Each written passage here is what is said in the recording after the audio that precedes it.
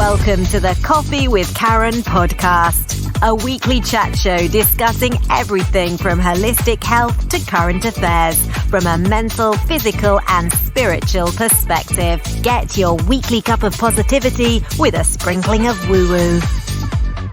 Welcome to a Coffee with Karen, a cup of positivity with just a sprinkling of woo-woo. So I'm your host, Karen Roberts. I do run a coaching program. I do deal with all aspects, the mental, the physical, and the spiritual, and the woo-woo a little bit. And every week, my guests will be discussing a topic of their choice.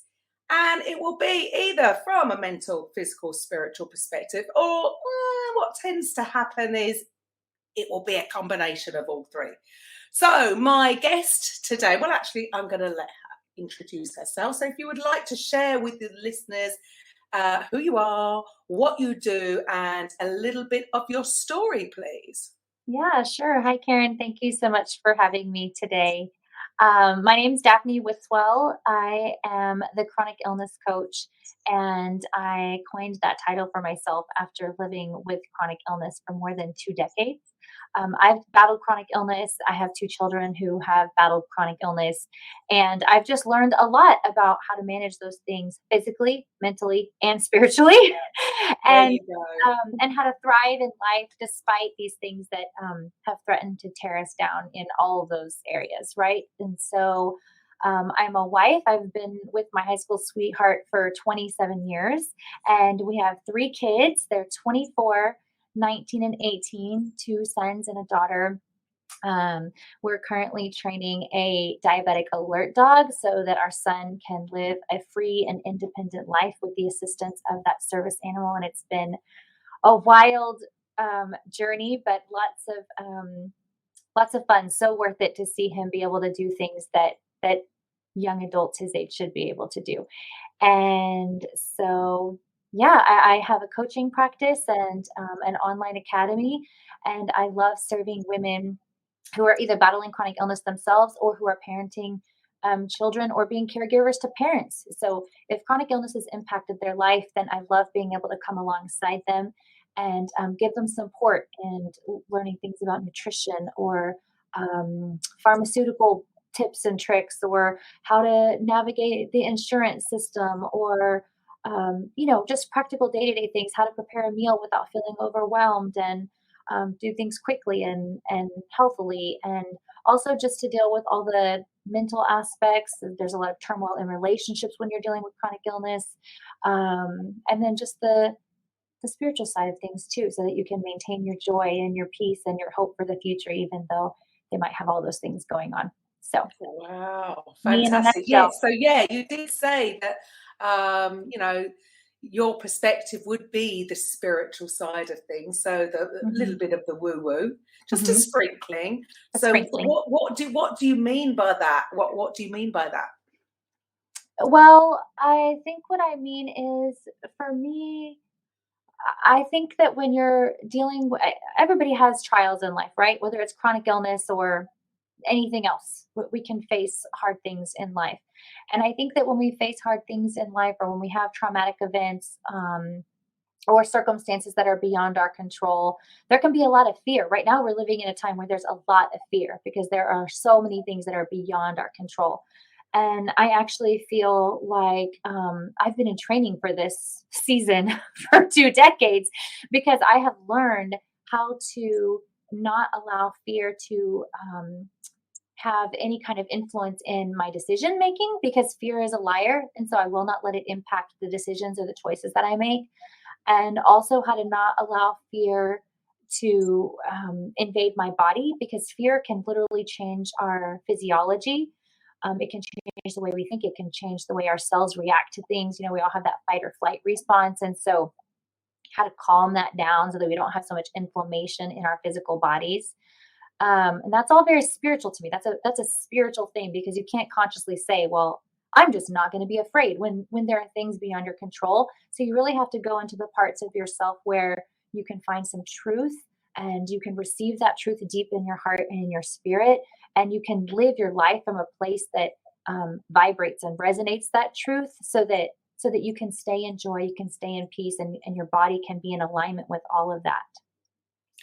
Absolutely. I mean, that really is, I mean, that's really along sort of my things about overall health. It's got to be, I don't know, what is it these days that we're all looking for? Something happens, we want a particular thing to solve it. We want instant gratification, and right, we've got a headache, so that's going to solve the headache, rather than looking at the person in a holistic way and saying, well, the headache is a warning. Yes. Yeah, paracetamol or aspirin can get rid of the headache, but what's causing the headache? And there are so many. We Right. are such complex beings. People say, oh, we're like a machine. No, we're not. There's nothing like a machine. So complex. And there is the mental, and there is the physical, and there is the spiritual side of us. And taking a look at it all to heal just seems common sense, doesn't it? How did we get to this stage where we're just all expecting somebody in a white coat to give us a pill to solve whatever issues that we have? Where do you think this all comes from? Yeah, I don't know. I mean, I know that a lot of it can come from that's how we grew up, right? Like if something's wrong, you go to the doctor and the doctor tells you how to fix it. But somewhere along the way, I think that medicine has really changed from being a system that cares about health to a system that treats a symptom. And probably through no fault of their own. I think there are a lot of physicians who really do care and really do want to see their patients flourishing and thriving. But it's just it's there's just too many people overloading the system, I think, with all of their things. I have a mentor friend slash physician who, when you mentioned headaches, it made me think about her, because one of the things that she teaches her patients, because she specializes in headaches, and one of the things that she teaches her patients is awareness. And when they come in, they have to like do this little journaling, or she'll instruct them to do some journaling before they come back for their next appointment. And she wants them to pay attention to anything that happened before the headache came on, or any thoughts that they were thinking before the headache came on, because conflict in relationships or stress at work, or I was feeling afraid that this thing might happen later in the day, all those things can trigger headaches, and people don't even think about them.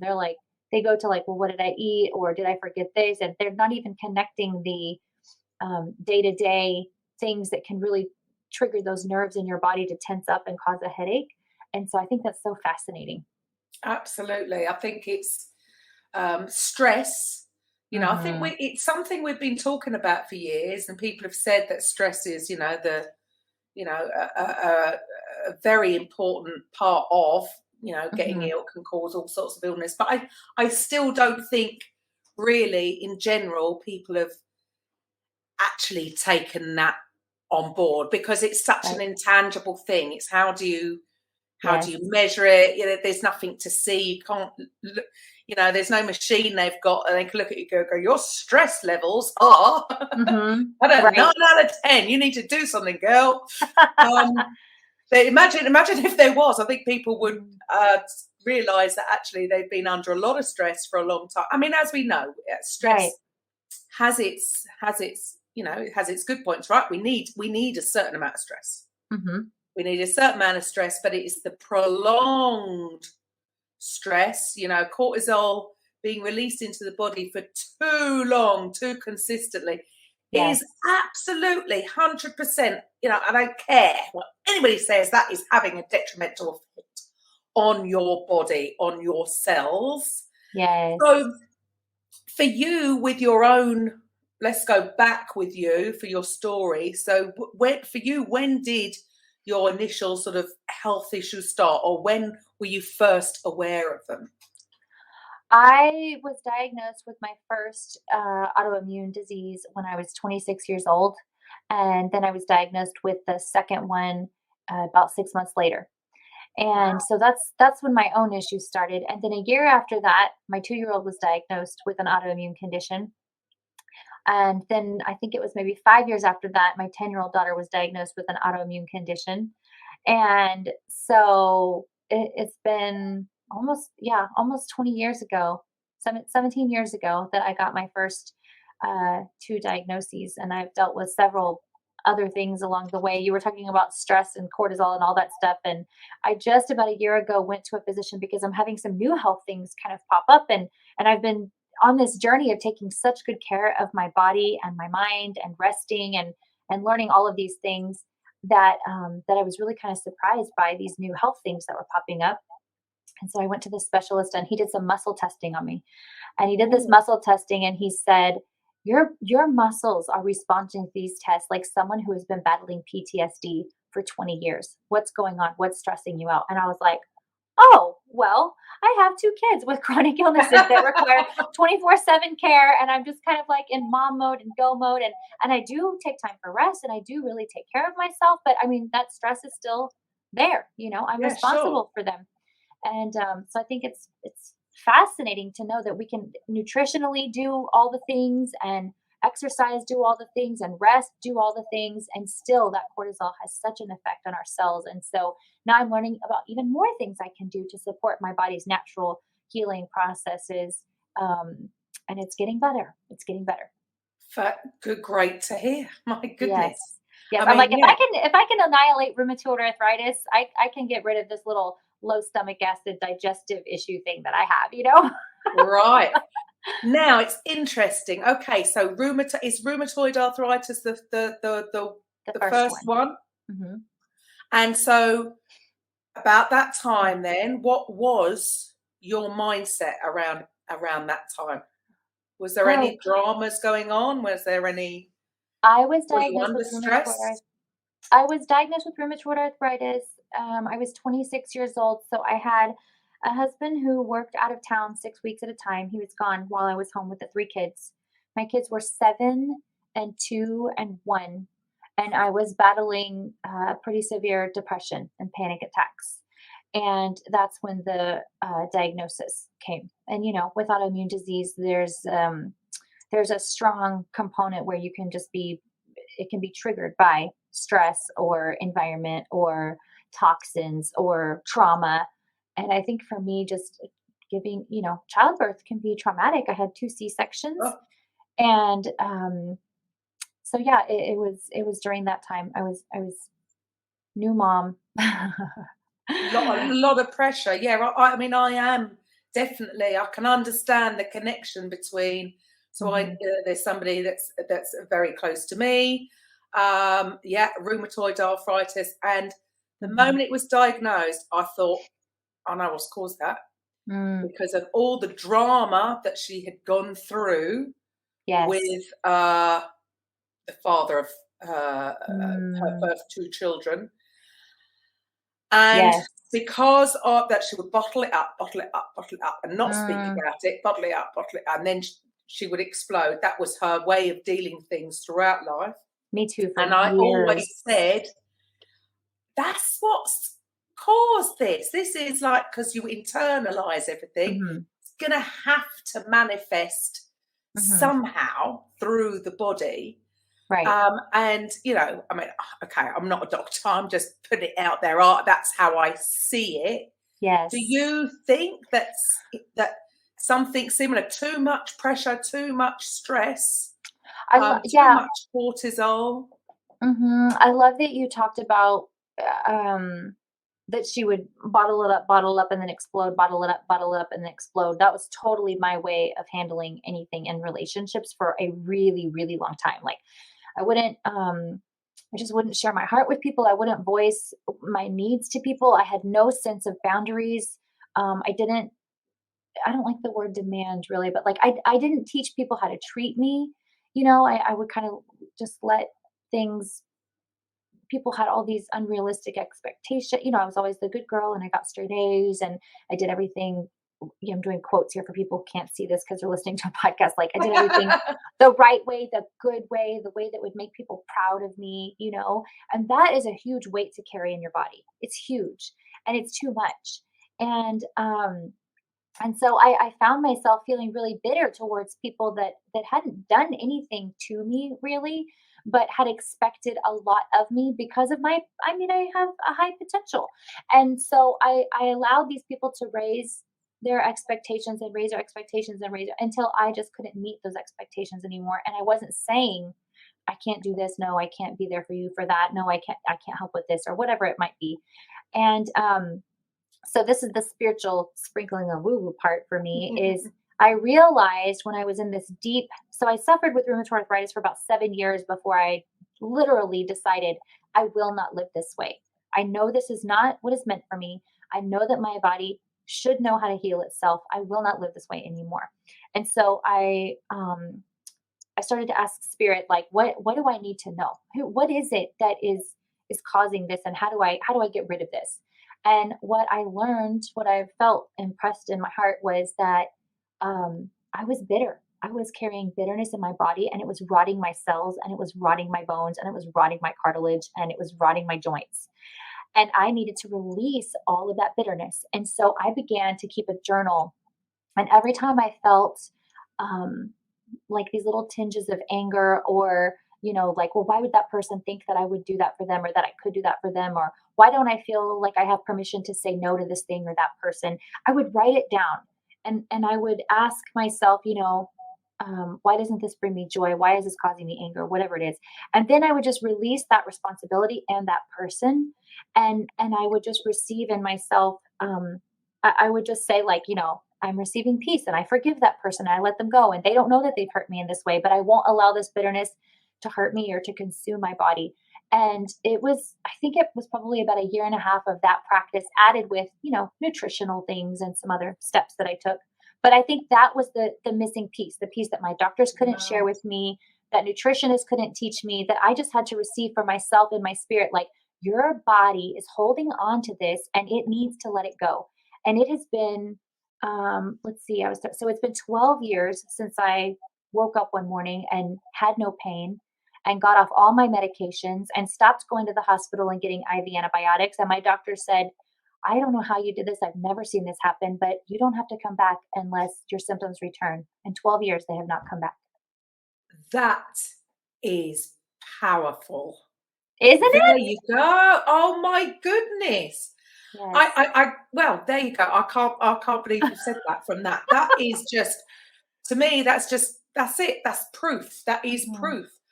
And it just goes to show, I mean, like, I do think, for the last, I don't know, well, 20, no, it's not that long, maybe 15 years since the real success of the film The Secret, and people read sort of, obviously it's been around a lot longer, but mainstream people have been introduced to the law of attraction and how things work.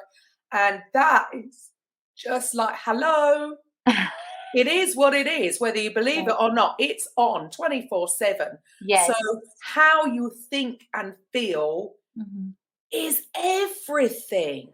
Actually, it's not. And I also believe how you speak. Like, one of the things I share in my book is, like, if you're always saying, I'm tired, I'm hurting, I can't do this, I can't do that, then you're perpetuating that cycle in your body to continue.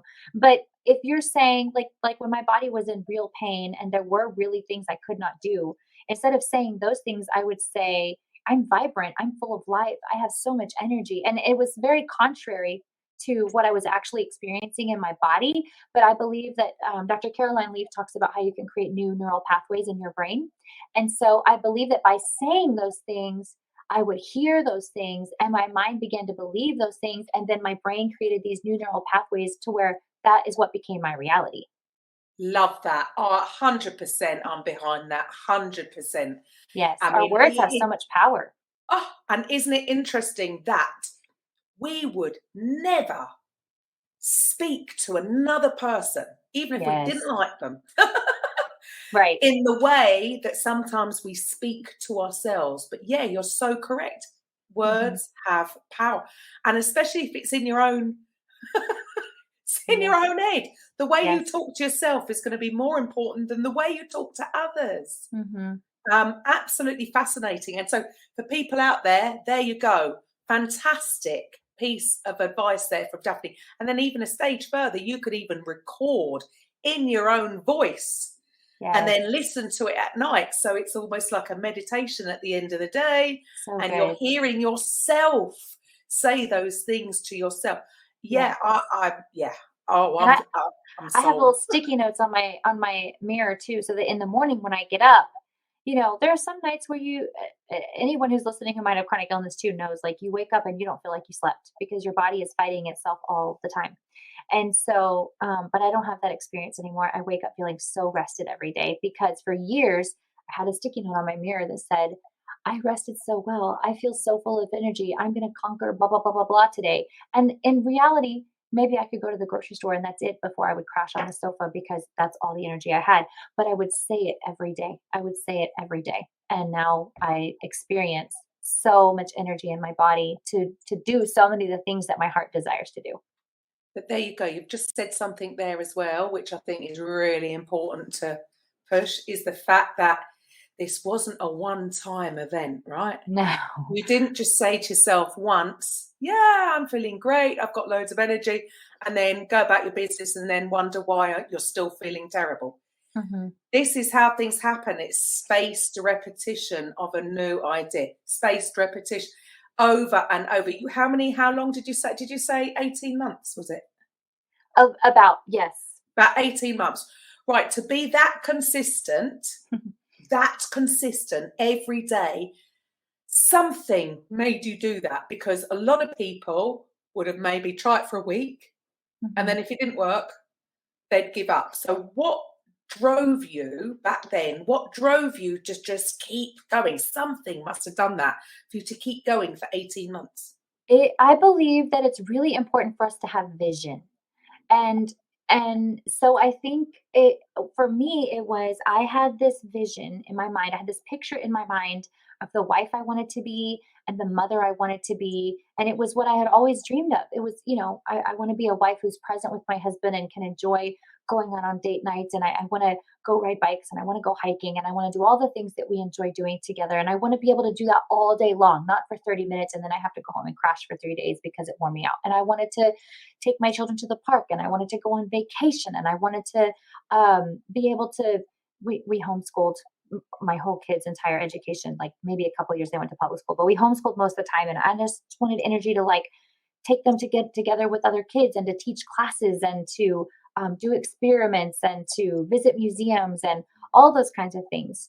And so I just had that vision in my mind and I thought, this is who I want to be and this is who I am. And I'm going to be that person. I'm going to be her. And that vision is what drove me because I couldn't let it go.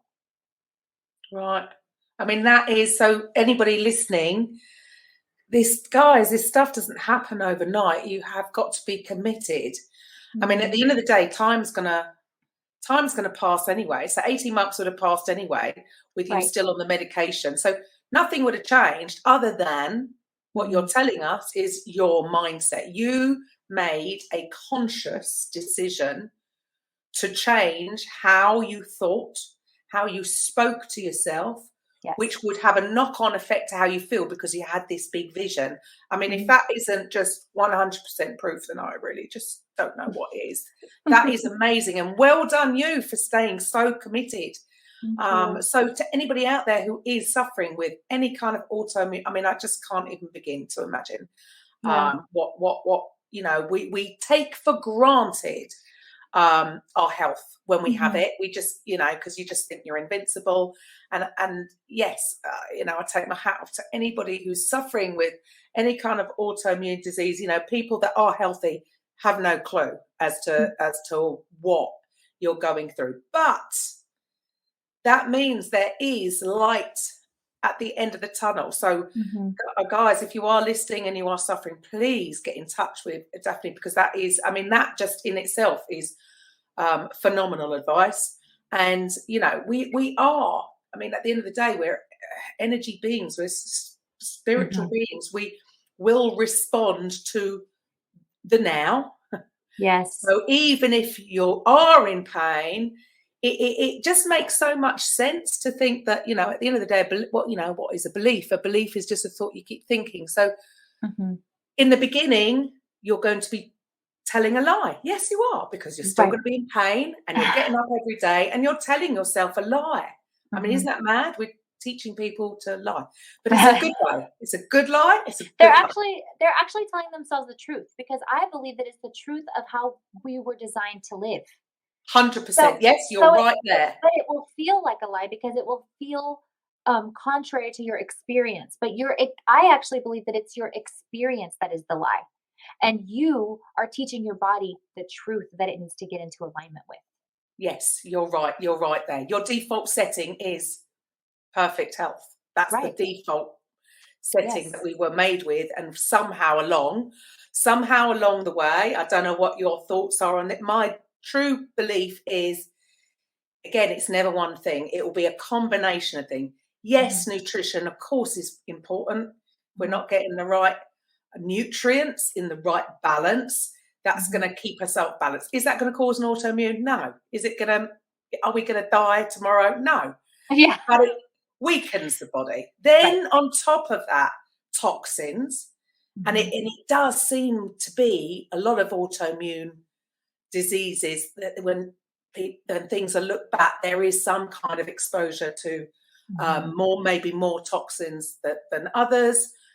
But even that, those two things maybe by themselves, and then I do think, I'm not getting into 5G conspiracy or anything about that, but I am aware that there is EMF radiation that, again, on a healthy person with no toxins probably isn't going to make any difference at all. But for somebody that's not absorbing, maybe some people can eat the food and not actually absorb the right nutrients. Plus that's actually one of the things that I just realized was happening to me. Some of my levels of my nutrients were going way down, and I'm thinking, okay, I eat a super healthy, plant-based, no gluten, no sugar, no I was like, oh my gosh, what is going on? And I discovered it's because I had low stomach acid. And if you have low stomach acid, you can't, I know that's not the point of your show, but it's like, No, that's okay. You have to be able to absorb the nutrients that your body, even if you're eating a super healthy, nutritious diet, if you And can't break supplementing, down and absorb, yeah. you can actually become toxic. I was actually becoming toxic because I was trying to supplement all these things because but I didn't realize I was having a breakdown and absorption issue. And so now that I've fixed that, I'm like, oh, I'm feeling so much better. It's incredible. There you go. It's never one thing, is it? And I do think it's just take everything into account. And then the emotional stress, like you said, that was the real piece. That was the final piece of the puzzle. And again, I think just people totally underestimate the power of cortisol on a negative way, on how it can be so detrimental. So for you, you found out about rheumatoid, you've got rheumatoid arthritis, and 18 months later after doing this. But what really was, can you sort of pinpoint an actual turning point in your journey to healing? You mean like when I decided I was going to heal? Yeah. What was it that triggered that? The turning point is really sad. It was the very sudden and traumatic death of my mother-in-law, who I loved dearly. And she was young, and we weren't expecting it. And one day she wasn't ill, and we found her in a coma. And she was in a coma. We found out later because she had ulcers that had ruptured and caused her body to go septic and all her organs to fail. And it took a month for her to pass naturally. And so it was devastating, and it was heartbreaking, and it was unexpected. And she was only 66. So I feel like it was too early for her. I don't think it was her time to go. And that was my turning point, because I thought, she actually at that point was taking much better care of herself than I was. I mean, she went on daily walks with her dogs, and she took a swimming aerobics class, and she ate way more salads than I ever had at that point in my life. And she really was taking good care of her body. And so I thought, but when I learned that it was the ulcers, she dealt with a lot of anxiety. She dealt with a lot of stress. She was a middle school teacher with her master's in special education. And so she dealt with children who had all types of learning disabilities and severe issues. And so she had a very stressful career. And I thought, okay, she had a stressful career, but I have a stressful job as a mom taking care of these kids. And if this can kill her when she's 66 years old in this very sudden and traumatic way, then what could it do to me? And she didn't even have any of these underlying, issues. She was healthy otherwise. So so that was my turning point. I just decided that I needed to really internalize how to steward my body well so that I could be here for a long time for my kids and for my future grandkids and actually enjoy that time here, Right. It's interesting, isn't it, that there's always something big Mhm. to trigger, and it's emotional. Mhm. Quite often it's an emotional trigger. So it's strange how that happens. And there you go. I mean, it's again, we can do all that we can to try and protect ourselves from certain things like that. As we just said, try to get the right nutrients, try to rid all the Mhm. toxins, try to protect yourself from that, try and be Right. calm. And then, again, something outside of our control, Mhm. which at the end of the day, we never were in control. That's sort of the There you funny go. thing. You hit the nail on the head. We like to think we're in control, but Mhm. we never were. We Mm-mm. never were. That's so If that- good. if Yeah. that's one thing we've learned in the last 2 years, right? Yeah, it's just brought that to the forefront. We've just Mhm. realised that we never actually did have control. Yep. It was all a lie. It was all a lie. Yeah. So for you, I mean, congratulations. I mean, does this mean how are your children as well? Have they taken all this on board? Yes. So I know I always feel kind of sad when I tell my story and then I still have my kids are still battling what they're battling. But my son's condition is he has type 1 diabetes, and type 1 diabetes is just it's nothing with nutrition. It's a hormone that is not produced in your body anymore. And you have to have that hormone to stay alive. There's so many people who are like, do this, do that. I'm like, you don't understand. If you don't have this hormone, you will die. And you can't eat a food or not eat a food that will make your body produce the hormone again. And so it will take a miracle for his body to start to produce that hormone again, which I believe his body could do. I mean, he's had it for 16 years, but I believe at any point his body could produce that hormone again and he would be completely healed. And he believes that too. And so we make lots of declarations about that. And sometimes he jokes on days when he has like really low blood sugars, even though he hasn't done any insulin. He's like, I'm healed. I don't need insulin anymore. I'm cured. and we laugh about it and are like, oh, really? Okay, let's see what happens. And then he'll have one that's kind of normal and then one that's I'm like, okay, no, you're going to need some insulin. So, but that's okay. He's healthy otherwise. And So he's working towards it because like you, it didn't happen overnight, right? Yeah. Well, and there's yeah, he's taking really good care of his body. So, like I said, there's nothing that you can once your beta cells stop producing insulin, they won't produce them again. Yeah. Type But 1 is a little bit of a different thing. It is right. it's A lot of people don't know much about it. Type 2 can be reversed. You can kick those beta cells back in. They can produce insulin. You can get off all your but it's meds. not even the same thing. In It's not. fact, it annoys me. I think it should be called something different. It should, I because I'm agree. sorry, I type agree. 2 is purely lifestyle. Purely. Well, do you Sorry. know there's no- it is, but it's also stress. Did you know? Oh, yeah. Did you And know that stress people is can going to live be involved with it all. Yeah, people can live a very healthy lifestyle and be at a very healthy weight and still develop type 2 diabetes because of what stress does to your endocrine system. It's crazy. There you go, stress. But it's still, and not being horrible. We, at the end of the day, when we're not aware of something, we have no way to deal with it. But still, Mhm. it's self-inflicted. Right. Do you know what I mean by that? So, and I'm not saying that, I'm saying that person Yes. is feeling the stress. Yeah, it's your son. No, sorry, totally different ball game. He didn't Mhm. ask for that. It's not his fault. There's nothing. Yeah. It is what it is, right? So that's when I want to say they're separate, completely They're separate. issues. Yes. And I shouldn't always call different things. Right, they should be called different things. I always like to encourage people with type 2 also to know that even though there are probably some things that they maybe did to contribute to that illness, that it's totally within their power to do something different and possibly get their body kicked back. So like I want them to feel empowered to know like, hey, you might be able to reverse this. Let's work on that together. And I've helped people do it. It's fascinating and so beautiful and wonderful to see when they're healthier and Yes. they're feeling better and it's like, look what you did, it's possible. To So, get them off the meds. Yeah, mhm, absolutely. That's one yes, thing I focus on. Yeah, type 2. yes, Sorry, it's totally reversible. you can do Totally so many reversible with things. diet and exercise. And Yes, so and for stress you, management. yes, and stress management, it always keeps popping up, doesn't it? It Uh-huh, seems to be mhm, that there's a common theme here. And mhm, actually, interestingly enough, I think throughout this whole radio show, with pretty much every single episode, cortisol comes up.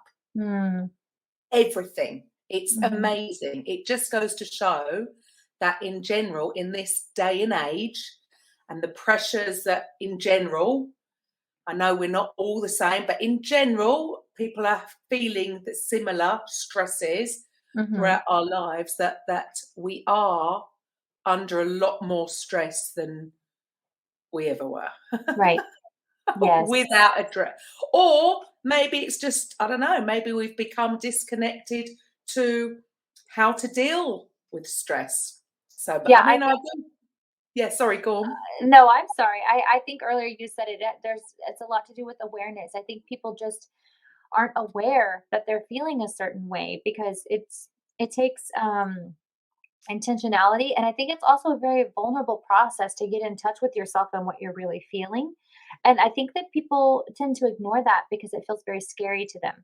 It feels scary to say, "What am I feeling, and why am I feeling that, and do I need to release that? Do I need to express that? Do I need to tell someone?" That's a very intentional process of becoming more aware of what's happening in our bodies that a lot of people either don't know how to do, don't wanna make time to do, or feel afraid to do. Yeah, they And just don't want to go there. mhm, yeah, yeah, but it's so necessary. Of course it is. Yeah, we've got whatever's hurting you, isn't it worth addressing it, looking Mhm. at it in the cold light of day, and moving through it. Yes. So, can you expand a little bit, explain a little bit about the process that you went through in trying to heal your body? What were any sort of specifics so that anybody listening could sort of, okay, Mhm. I can do that. I can do that.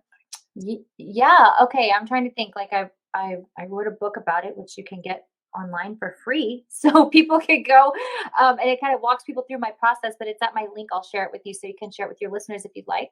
Brilliant. Um If well, because some people will be listening to the radio, some people will be on the podcast, some people will be Mhm, watching it on YouTube. So, for anybody just listening, because I'll put all your links down, okay. but if you're just listening on the radio or podcast, where can they find this book, or what's your website?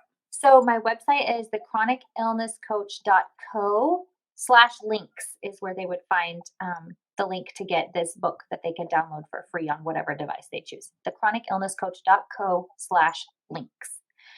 And it's called Breakthrough. And so in this book, I kind of take people on a 26-week journey, which they could do in 26 days or 26 hours or however long they want to sit down and read it. And there's some very simple, I share stories and tips and some practical exercises. So I have like some practical applications. Some things are simple, like try a new recipe and here are some ideas. And some things are take a 5-minute walk. And some things are like, um, you know, ask your body or your heart what it needs today and give yourself permission to have that thing or to do that thing. I need space for my family. I need to do something I want just because I want to do it. I need to take a nap. Whatever it might be. Because my process really was all about learning to forgive and release, learning to forgive people and release bitterness, because a lot of these people had no idea that they had even hurt me, like I said, with expectations.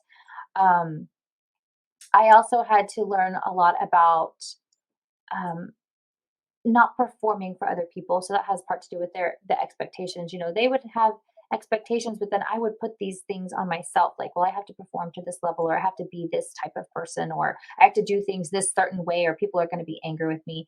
And so I had to learn to release my own standards of performance and perfectionism and people pleasing, so that because every time, I can feel it in my body. Like, do you ever get that sense of anxiety when um,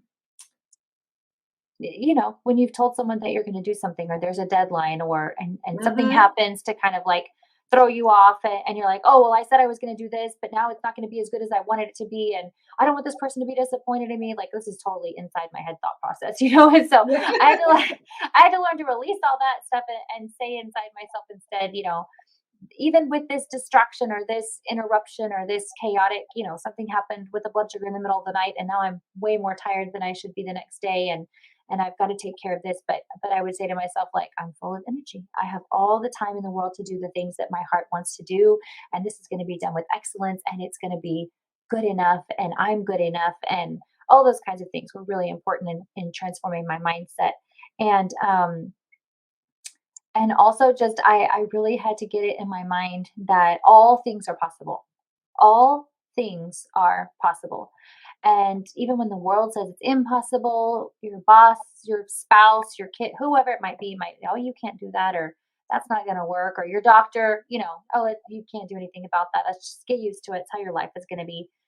Don't agree with that. All things are possible. Get a vision in your head of what you desire for your life, and then write down some declarations of what you want to see happen, and then say those things over and over and over again.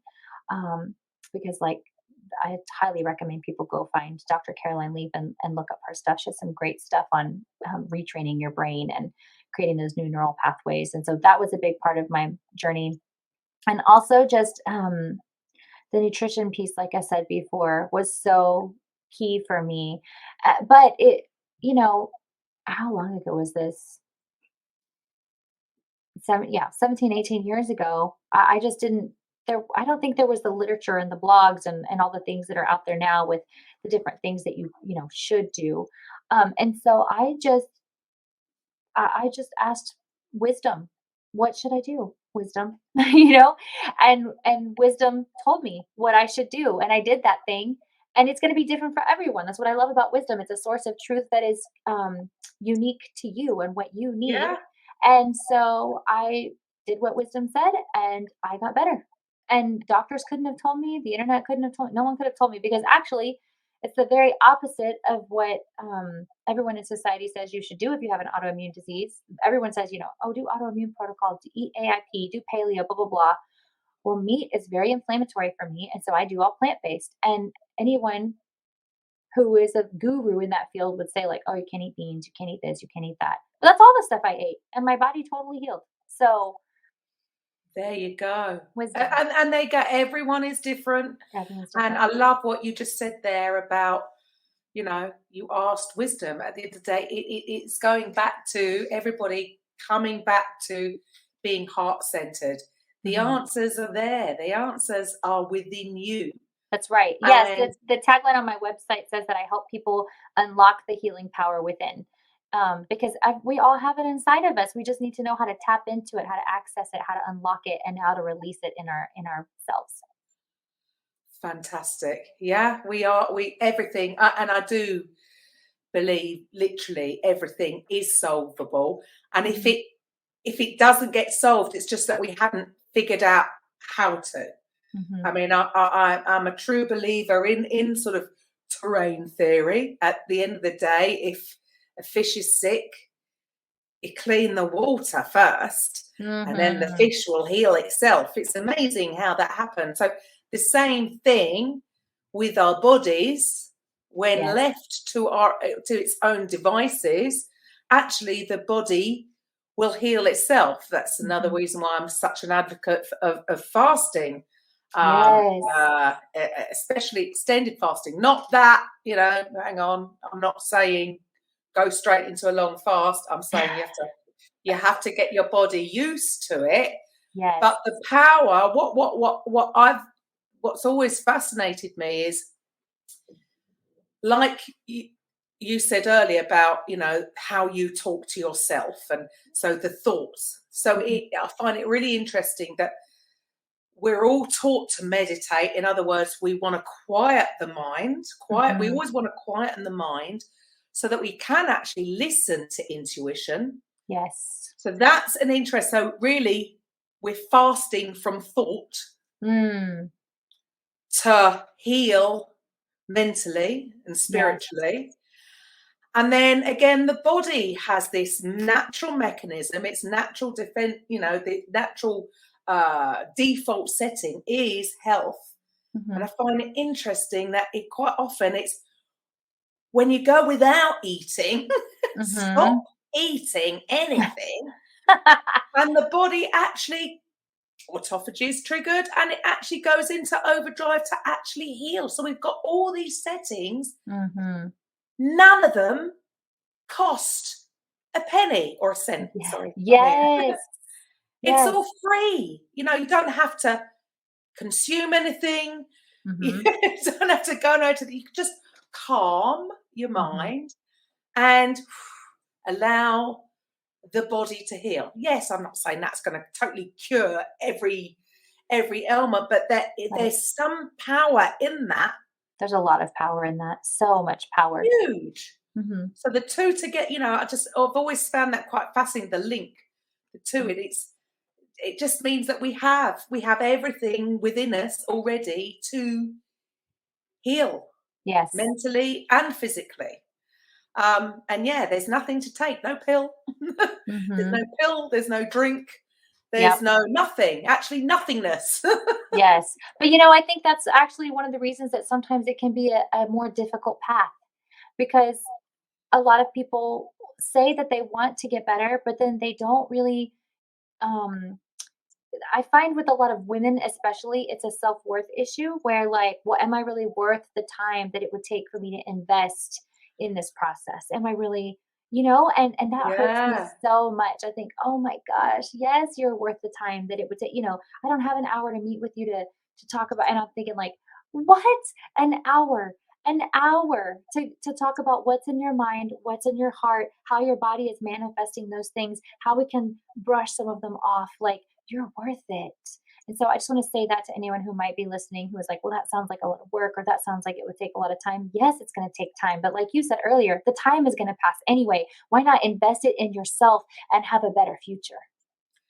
100%. I think even, I don't know, literally only a couple of days ago, what was my quote?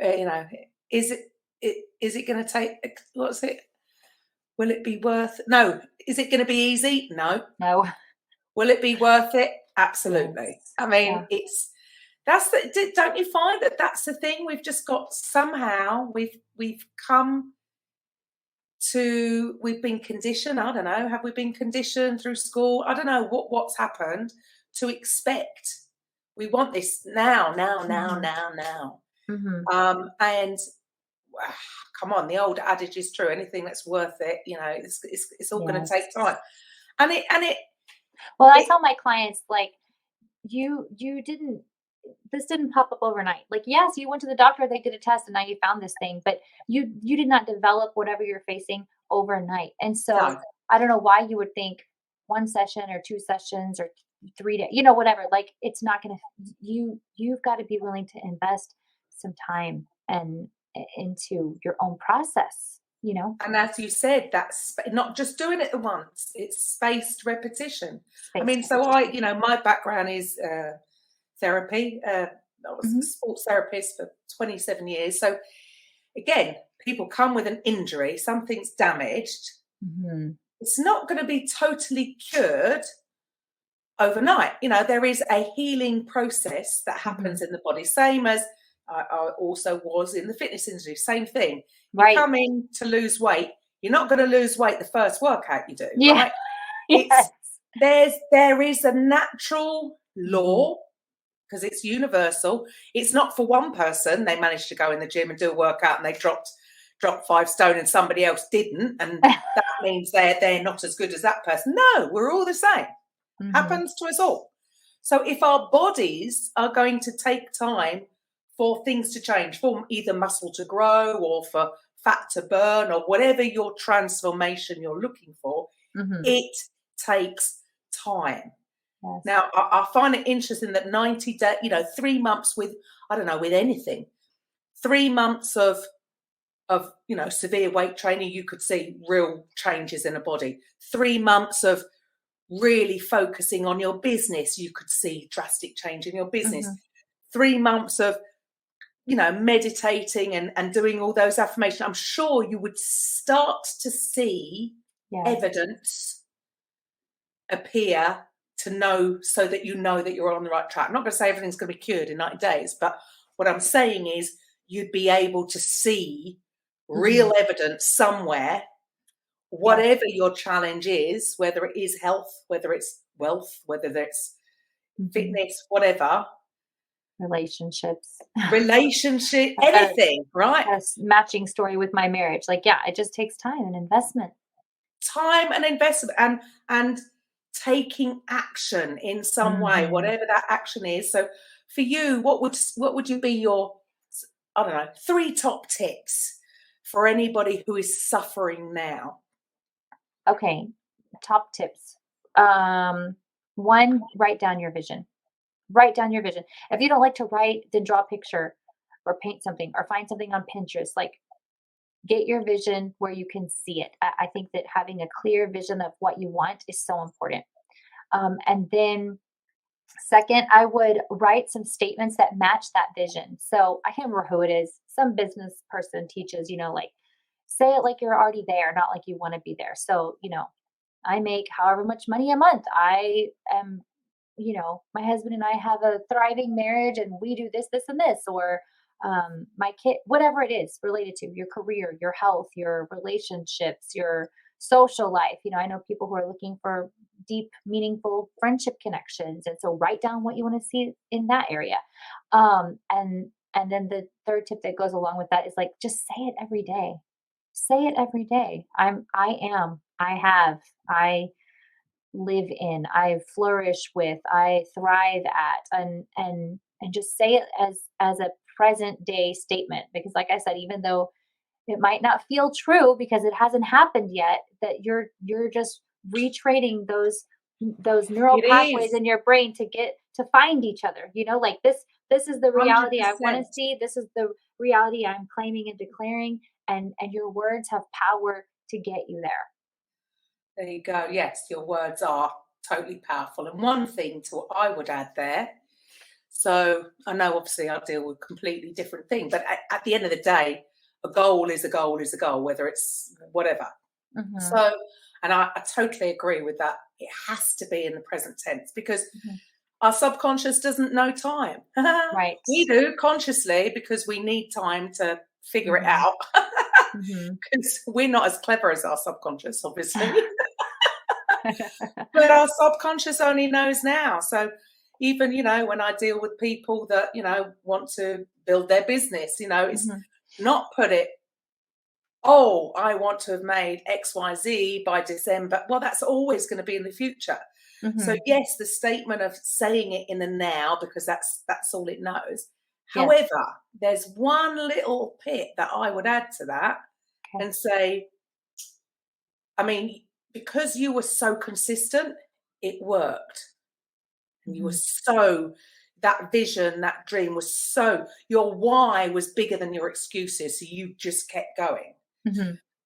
For somebody else that might have given up too soon, there's one little tip that they could try initially, because if our conscious goal is not quite in alignment with our subconscious belief that we can achieve that goal, you're right. The way you did it will work. If you just keep going and keep going and keep going and keep going, you will eventually replace that. However, there could be a quick flip switch thing where saying it as a statement could bring up that negative, well, hang on a minute. I've been in pain. I'm still in pain. It's not working. Right. So it's in denial. So when you're out of alignment, you're not going to achieve it. So you could just say to yourself things like, yeah, but wouldn't it be great? Yes. When I am pain free, Yes. That would mean I could go and do that with the kids and not get tired, or that would mean I could go there and I could stay out, or whatever the thing is. I'm so glad you brought this up, because you're actually reminding me of some inner conversations I had that were in that turmoil state. And I can remember that I would make these declarations, and then I would think, well, how could that be true? How could that be possible? I don't even know if this is going to work. Like I had all of these like negative thoughts, like you said, that would pop up. And so then my next declaration that I think I do have this in my book. I'm trying to remember, but I would say to myself, help me believe it. I don't believe it. Help me believe it. I don't believe it. Help me believe it. And so I think that might have been what helped me get from that's what helped me develop the consistency. I don't believe it. I want to believe it. Help me believe it. I don't believe it. I want to believe it. Help me believe it. And so perfect. You're asking your subconscious to actually help you, yes, rather than hinder you. Mm-hmm. So yeah, or it's at the end of the day, we've got to. There are, I do believe there are we say this is spiritual. They're universal laws. These are things that we can't see or touch or whatever, but they are there. So when we are aware, we have the power to work alongside it. Yep. Rather than go through life just reacting to the pain or to the whatever it is, and then we're always a victim. Yeah. It's and your story is so phenomenal, and I just think that's going to be such inspiration for many, because that is the thing. At the moment, people get told there's something that's in their opinion incurable or whatever, and there's got to be, we all need hope, right? Yes.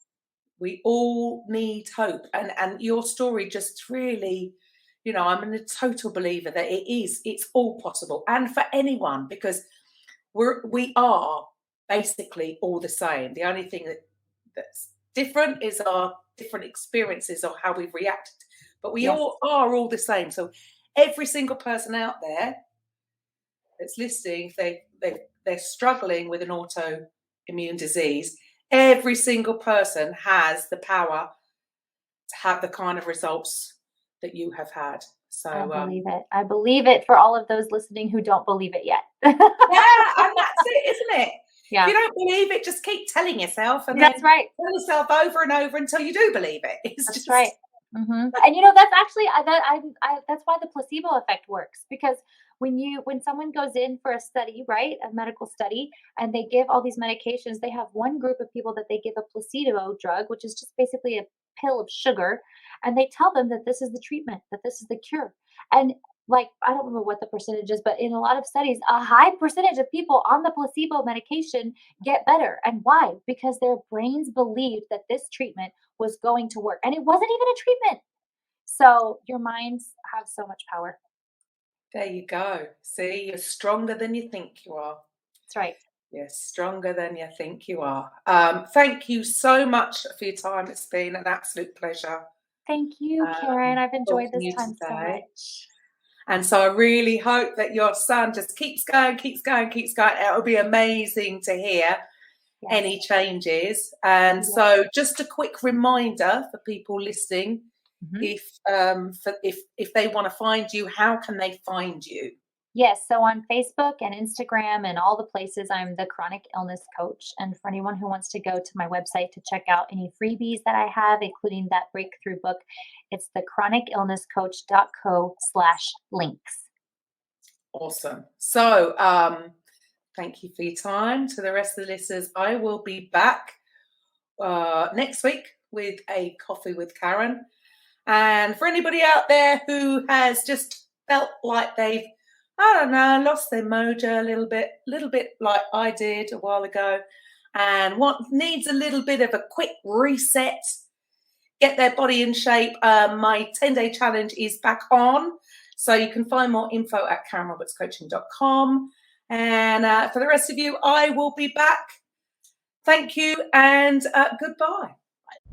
Welcome to the Coffee with Karen podcast, a weekly chat show discussing everything from holistic health to current affairs from a mental, physical and spiritual perspective. Get your weekly cup of positivity with a sprinkling of woo-woo.